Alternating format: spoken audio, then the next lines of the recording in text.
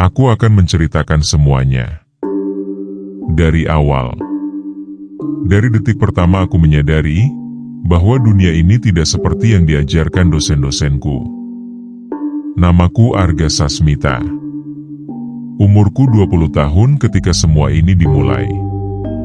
Sekarang, saat aku mengetik kata-kata ini dengan jari yang sudah keriput dan gemetar. Umurku 60 tahun. 40 tahun sudah berlalu. Tapi, luka di dadaku masih terasa. Masih perih. Masih berdenyut setiap kali hujan turun di malam Jumat Kliwon. Kadang aku bertanya pada diriku sendiri, apa benar aku masih hidup? Atau aku mati malam itu di bangku taman, dan semua yang kualami setelahnya hanyalah mimpi panjang dari otak yang sudah membusuk? Dengarkan aku baik-baik. Ini bukan dongeng. Ini bukan cerita horor murahan yang bisa kau tonton sambil makan keripik.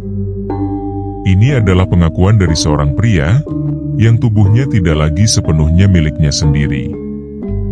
Dan jika kau membaca kata-kata ini, kau sudah terlibat. Kau sudah masuk ke dalam lingkaran yang sama. Karena dendam tidak mengenal jarak. Dendam tidak mengenal waktu. Dendam hanya butuh saksi.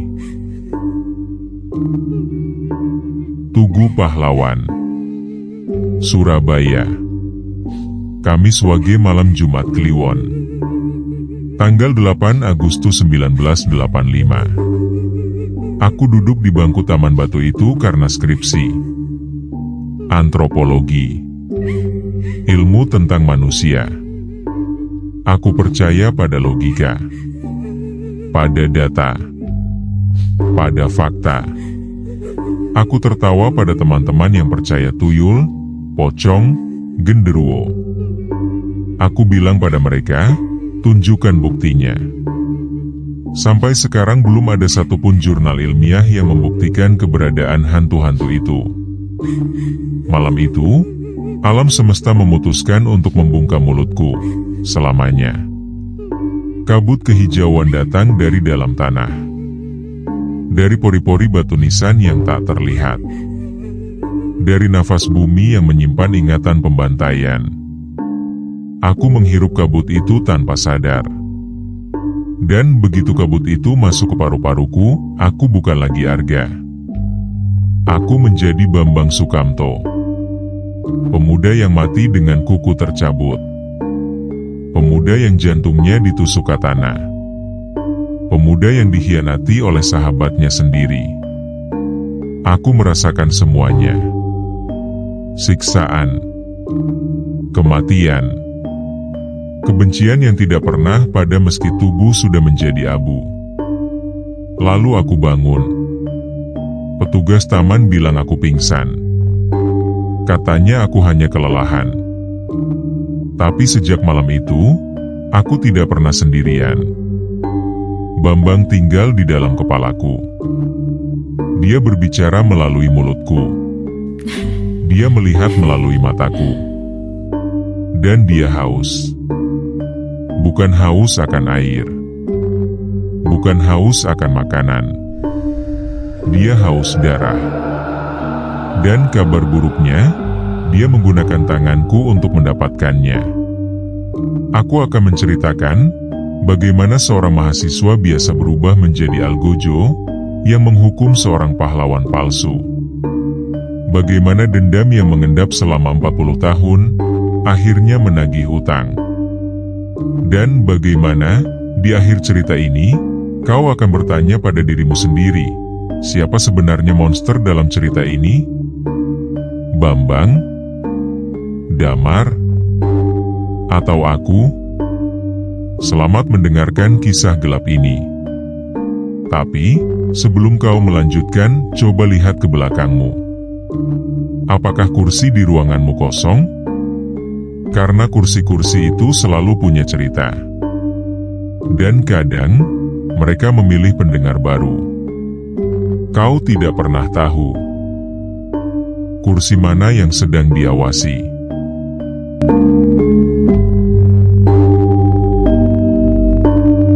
Malam itu, langit Surabaya terlihat seperti luka menganga.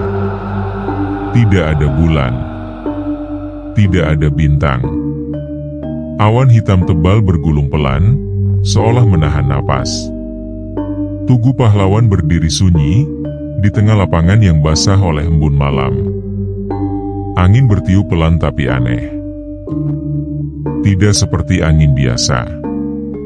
Angin ini membawa bau tanah basah, bau anyir seperti darah kering, dan bau sesuatu yang terbakar jauh di masa lalu. Lalu kabut itu datang. Bukan kabut putih seperti biasanya.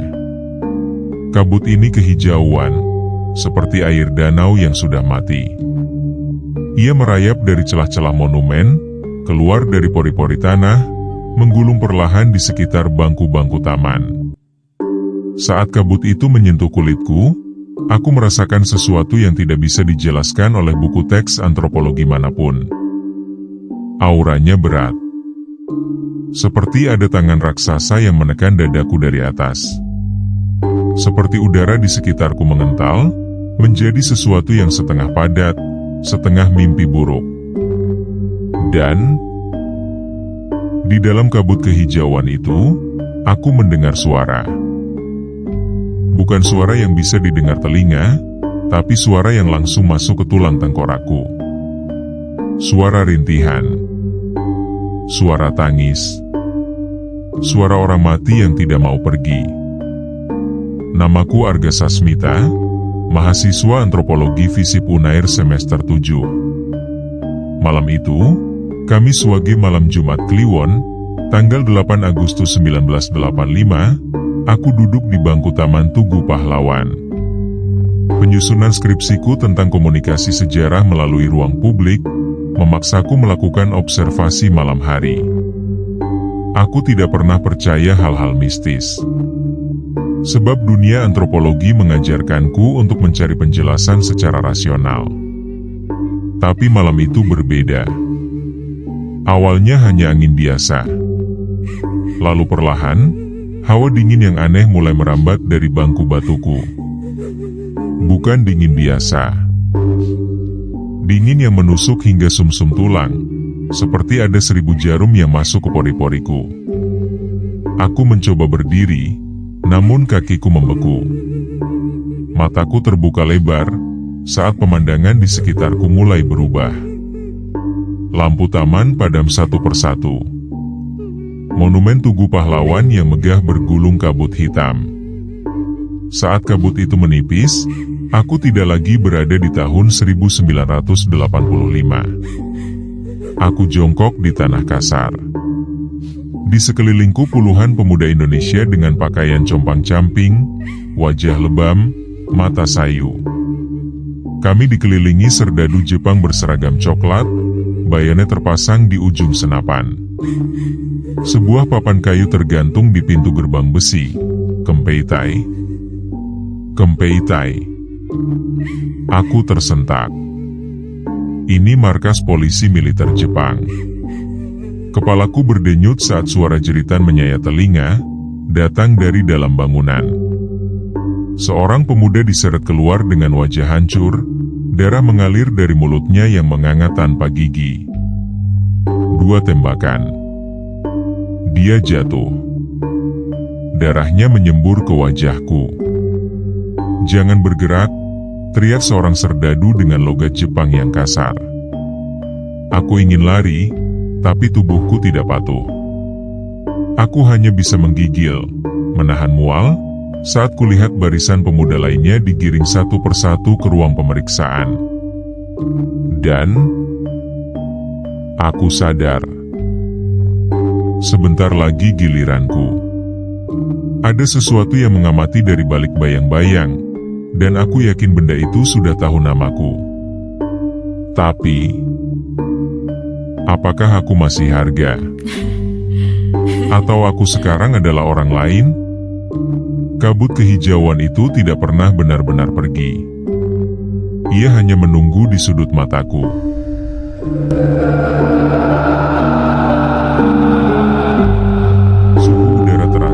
seperti ruang pembeku. Di tengah halaman markas Kempetai, aku dan puluhan pemuda lain dipaksa berjongkok dalam barisan rapi. Dua serdadu Jepang mondar-mandir di belakangku, ujung bayonet senapan tipe 38 mereka hampir menyentuh tengkukku. Setiap kali ada yang bergerak sedikit, tamparan keras langsung mendarat di wajah. Aku memperhatikan sekeliling dengan mata yang sulit berkedip. Beberapa pemuda sudah hampir pingsan karena kehausan dan sakitnya luka di sekujur tubuh. Di sudut halaman, 3 mayat terbaring dengan kain menutupi sebagian wajahnya. Kaki mereka masih bergetar, tanda kematian baru saja terjadi. Bau anyir darah bercampur dengan bau tanah basah dan keringat.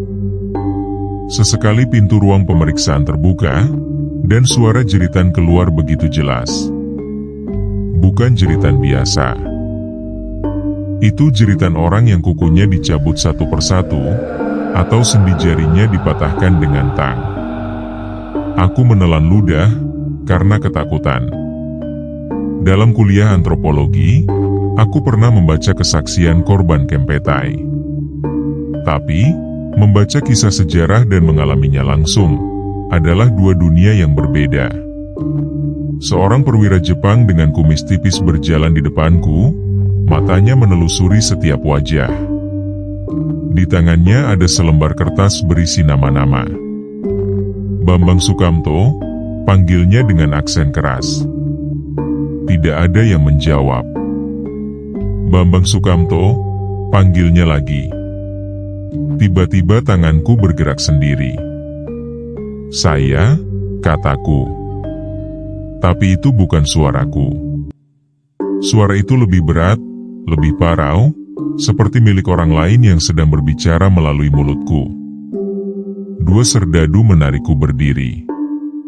Kakiku lemas, tapi mereka menyeretku ke dalam ruangan yang hanya diterangi lampu minyak tanah. Di dalam, seorang perwira lain duduk di belakang meja kayu, dengan halaman terbuka buku catatan di depannya. 4 serdadu lainnya berdiri di sudut, tangan mereka memegang alat-alat yang membuat perutku mulas. Tang, palu besi, pisau kecil. Lalu kulihat dia. Seorang pemuda Indonesia berdiri di samping perwira Jepang, tersenyum. Damar Suryono. Namanya terpanggil dalam ingatanku seperti bisikan. Senyumnya tidak ramah. Senyum itu adalah senyum kemenangan seorang pengkhianat.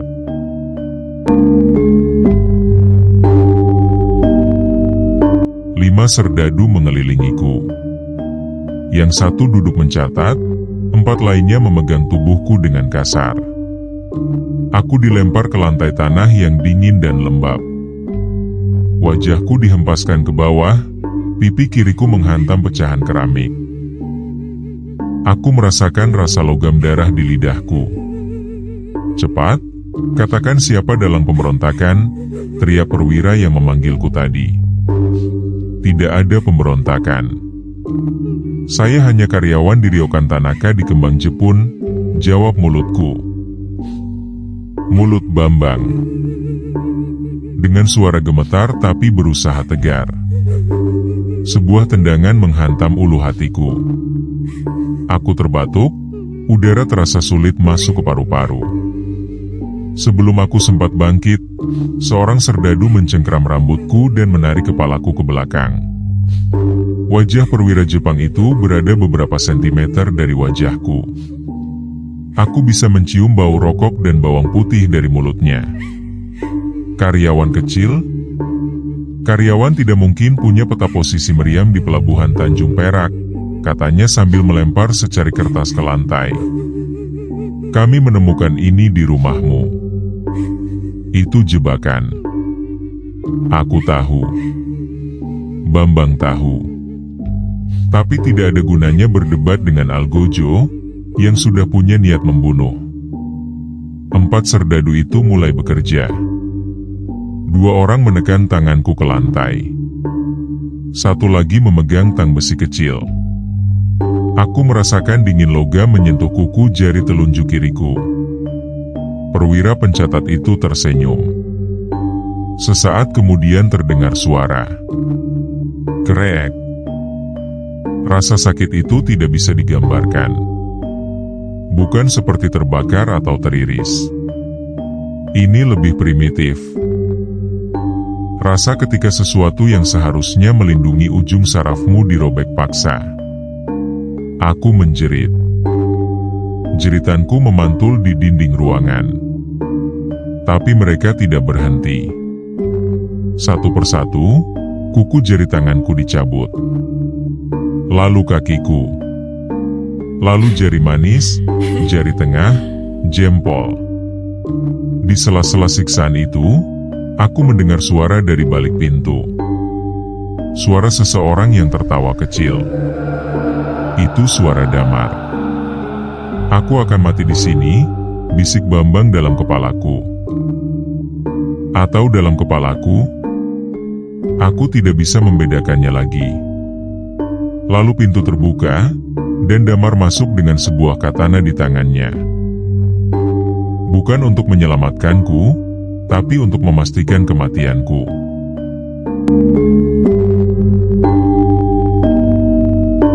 Damar Suryono dengan postur tubuh 160-an cm itu, berjalan mendekat dengan langkah lambat. Katana yang dibawanya berkilau oleh cahaya lampu minyak, memperlihatkan aliran darah kering di bilahnya. Seperti pedang itu sudah sering digunakan.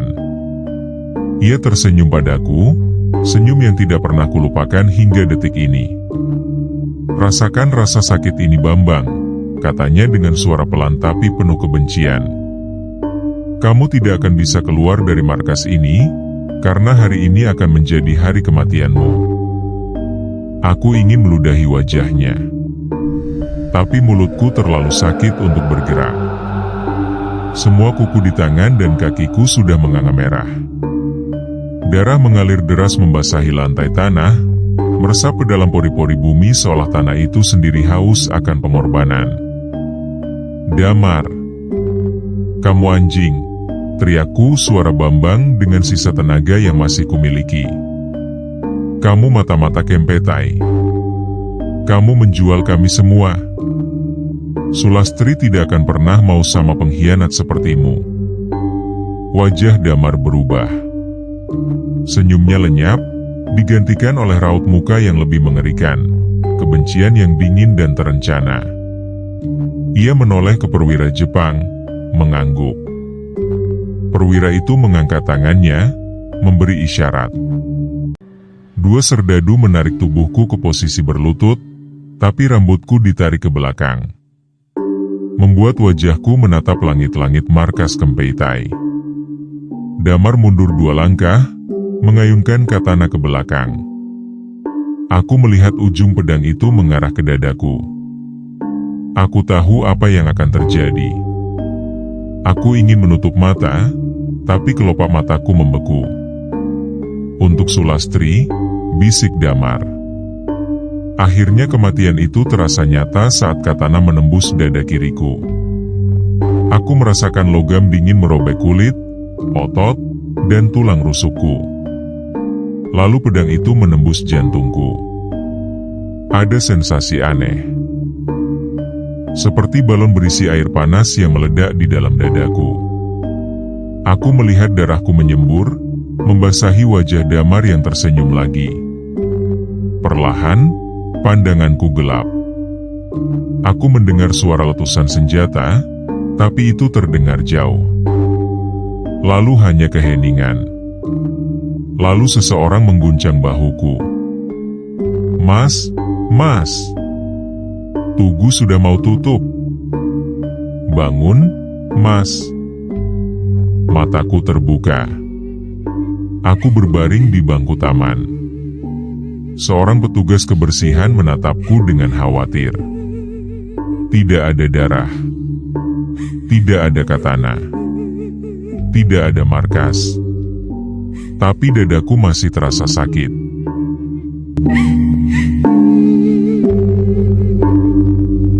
2 minggu sudah berlalu sejak malam itu.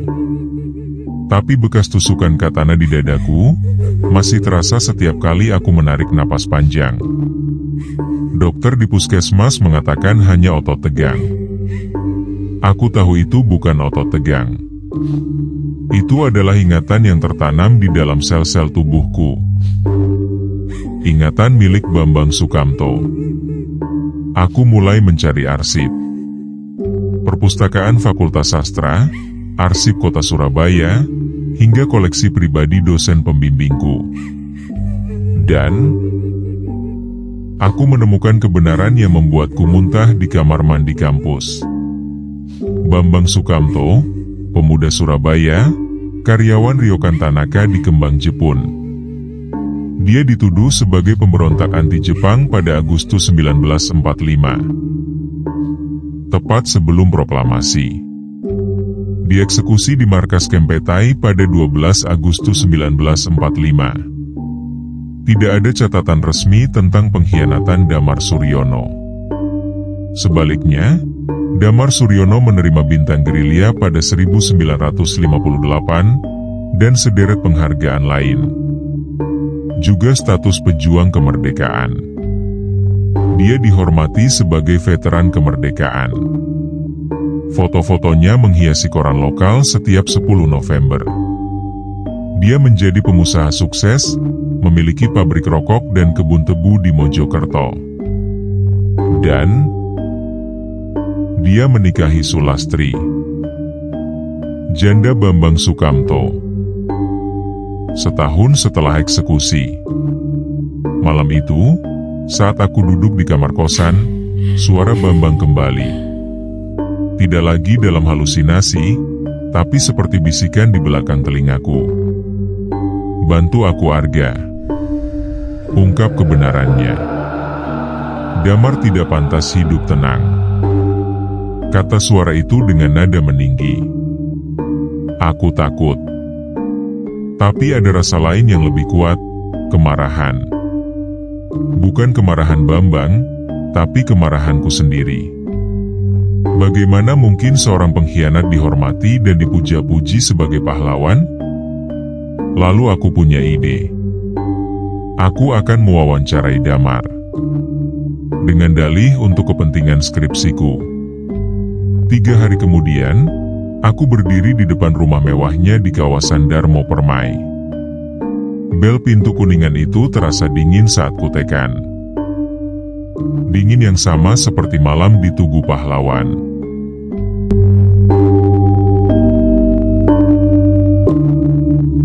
Damar Suryono ternyata masih gagah untuk pria seusianya. Usia 63 tahun, rambutnya masih hitam pekat, mungkin hasil cat rambut, dan matanya tajam seperti elang. Ia menyambutku di ruang tamu berukuran 2 kali kamar kosku, dengan sofa kulit yang mewah dan lemari kaca penuh koleksi piala dan bintang penghargaan. Antropologi? Menarik, katanya dengan suara berat yang mirip dengan suara yang kudengar di markas Kempetai 40 tahun lalu. Apa yang ingin kau ketahui tentang perjuangan? Aku mengeluarkan buku catatan. Tapi pertanyaan pertamaku bukan tentang perjuangan. Pak Damar, apakah Bapak mengenal nama Bambang Sukamto? Wajahnya berubah. Hanya sekejap. Tapi cukup untuk kulihat. Bibirnya yang tadinya tersenyum berubah mengeras, dan jari-jarinya yang memegang gelas teh mulai bergetar halus. Tidak kenal? Jawabnya cepat. Terlalu cepat. Lalu aku menyampaikan kalimat pertama yang diajarkan arwah Bambang padaku. Kembang Jepun, 10 Juli 1945. Jam 9 malam. Bapak bertemu dengan Sersan Sanato Yamamoto di gudang tepung. Bapak menerima uang 10 gulden untuk memberikan nama-nama pemuda yang sering berkumpul di langgar. Gelas teh jatuh. Air panas membasahi karpet Persia mahal. Damar menatapku dengan mata yang mulai menunjukkan sesuatu yang tidak pernah kulihat pada orang hidup sebelumnya. Sebuah ketakutan primitif. Apa maksudmu? Ucapnya terbata. Hanya ingin memastikan data sejarah Pak Damar, jawabku tersenyum. Aku melanjutkan wawancara itu dengan pertanyaan-pertanyaan biasa tentang perjuangan. Tapi, aku tahu aku sudah menusukkan paku di kepalanya. Saat aku pamit pulang, tangannya gemetar saat menjabat tanganku. Malamnya, informanku di lingkungan rumah Damar menelepon. Damar tidak tidur. Dia berteriak-teriak dalam kamarnya, memaki seseorang yang tidak terlihat. Namanya Bambang, yang disebut berulang-ulang. Dan aku tersenyum.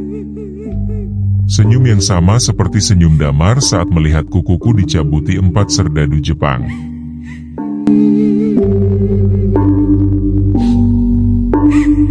Pertemuan kedua, ketiga, keempat. Setiap kali aku datang, aku menyelipkan satu fakta yang hanya diketahui Bambang Sukamto dan Damar Suryono. Detail tentang tato bunga teratai di paha kiri Damar yang dibuat Bambang. Tentang janji pernikahan Bambang dan Sulastri di bawah pohon beringin yang hanya diketahui Damar. Tentang nama samaran Bambang dan Damar yang mereka gunakan saat menulis cerita sastra Jawa di majalah Panji Pustaka. Damar semakin kurus. Matanya cekung. Di pertemuan kelima, aku melihat dia memakai kalung jimat dan membawa tasbih kemana-mana. Pelayannya mengatakan, setiap malam dia tidak bisa tidur lebih dari 2 jam. Dia sering berteriak, mengaku melihat arwah Bambang berdiri di ujung tempat tidurnya. Tapi bukan hanya Bambang. Di pertemuan ke-6, Damar tiba-tiba menangis histeris di depanku. Mereka datang semua, teriaknya. Perempuan-perempuan itu. Aku tidak tahu mereka akan mati. Aku hanya disuruh mencari gadis untuk. Dia tidak bisa menyelesaikan kalimatnya. Aku diam, menatapnya. Dalam hati, arwah Bambang berbisik, dia merekrut gadis-gadis desa untuk dijadikan budak seks serdadu Jepang. Sebanyak 66 perempuan. Semuanya mati di dalam markas itu. Mati dengan cara yang lebih kejam dari kematianku. Saat itu aku melihat bayangan perempuan di balik jendela ruang tamu Damar. Bukan satu bayangan, tapi puluhan. Mereka bergerak seperti tarian dalam kabut, mendekati Damar yang duduk di kursi rodanya. Damar menjerit, memekik, memanggil nama Tuhan. Tapi bayangan perempuan itu terus mendekat. Aku berdiri dan berjalan keluar. Di ambang pintu, aku menoleh. Damar sedang memeluk bantal sofa, tubuhnya kejang-kejang, mulutnya mengeluarkan busa. Aku tahu itu bukan stroke. Belum. Ini baru permulaan. Kematian yang pantas untuk pengkhianat sepertimu tidak akan datang dengan cepat.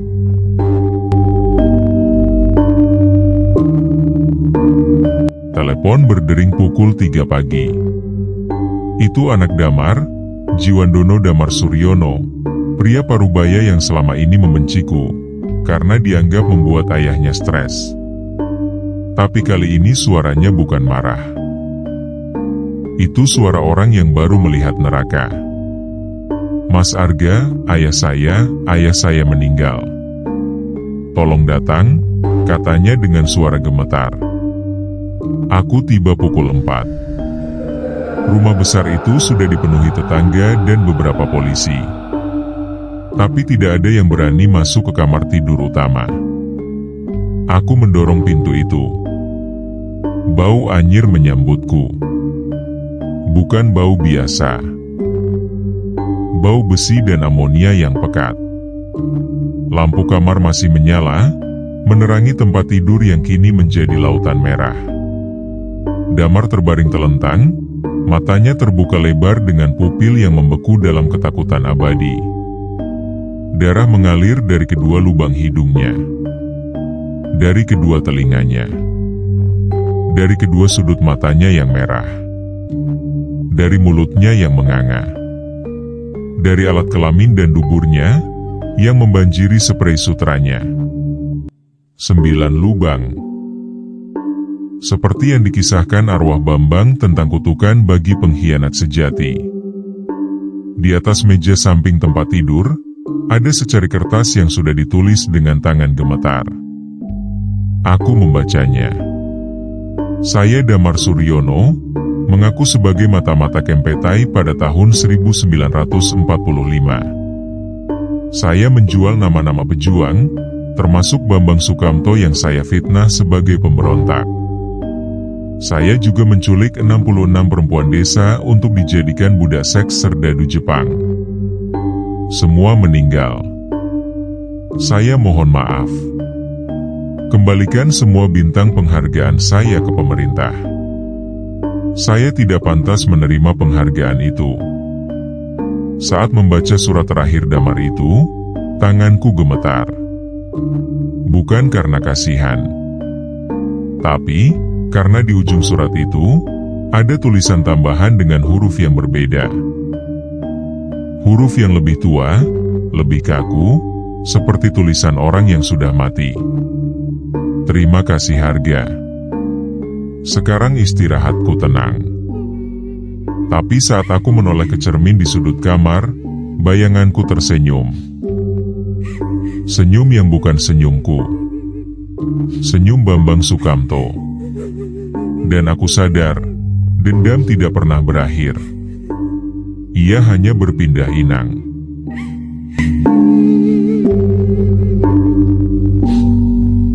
Tiga bulan setelah kematian Damar, skripsiku selesai.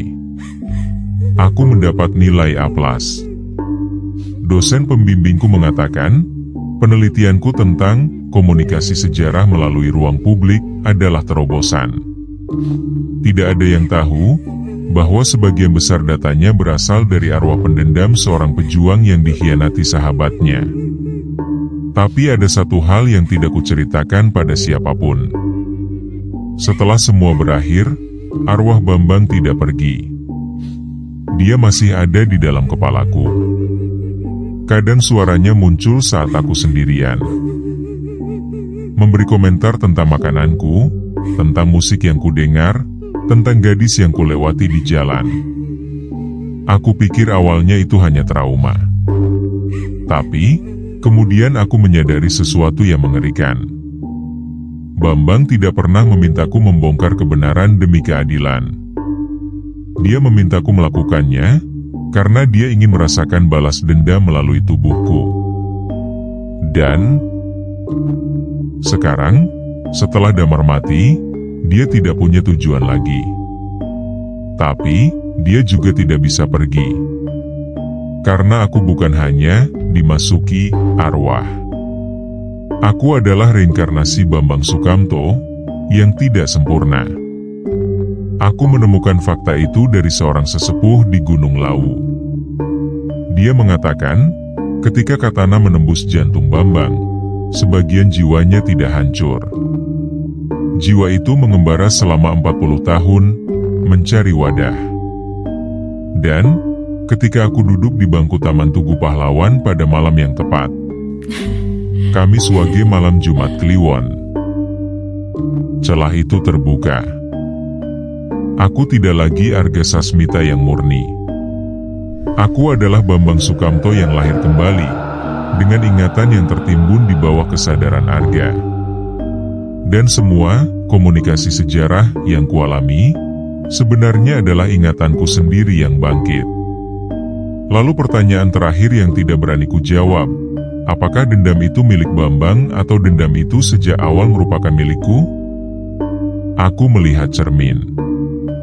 Bayangku tersenyum. Aku tidak pernah tahu siapa yang tersenyum, aku atau Bambang Sukamto. Bukan kemuskilan, saat ini kami sudah menjadi satu. Dan kabar terburuknya, Sulastri, janda Bambang Sukamto yang dinikahi Damar, ternyata masih hidup. Dia tinggal di panti jompo mewah di Batu. Dan setiap malam, Aku mendengar bisikan yang sama dari dalam kepalaku. Satu lagi Arga. Satu lagi. Bangku batu di tugu pahlawan itu tidak mengutukku. Bangku itu hanya membangunkanku dari tidur panjang.